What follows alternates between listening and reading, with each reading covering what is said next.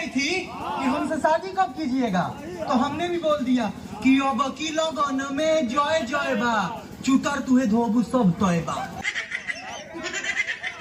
हमरा के छोड़ के जाता तो एगो बात सुन लियो, ई प्यार काले परसों के कोई न रोए, अब बुलाई गई जैसे जैसे मौका से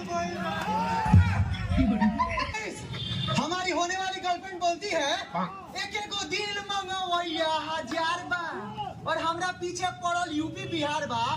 तो भौजी तारा पीछे यूपी बिहार कहाँ से पड़ी, तारा पीछे तो तार बॉयफ्रेंड नहीं पड़ल बा।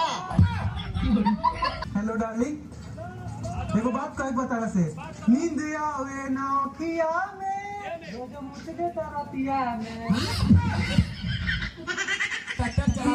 गाइस मेरी गर्लफ्रेंड तो दूसरे जगह शादी कर रही है, उसके लिए एक लाइन है, डीजे बजा के बीच पंडाल पो स्लेम गर्ल पो।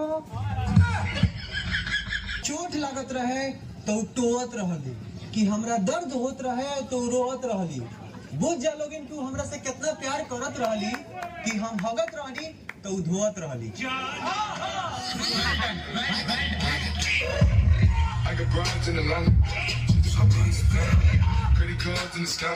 हबीबी ये बर्गर पिज्जा खा के पास देती है कहीं भी। ये लाइन मेरी गर्लफ्रेंड के लिए है कि तू अपना जिंदगी में ये एगो काम नेक कइले बाड़ू, कि तू अपना जिंदगी में ये एगो काम नेक कइले बाड़ू, हमरा प्यार के माई बहिन एक कइले बाड़ू। तबे भाई हम जिंदा नहीं गिरा सकत, हम मर जाए। क्या हुआ रे? हमारे भाई जन बानू हमरे गर्लफ्रेंड के लेके भाग गए।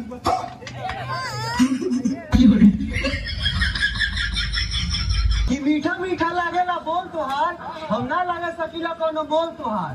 कि मीठा मीठा लागेला बोल तोहार, हम ना लगा सकीला कोनो बोल तोहार। ये हो करे जा तू बेवफाई कइलू हमरा संगे, दुल्हा मिली तो होके बकलोल तोहार।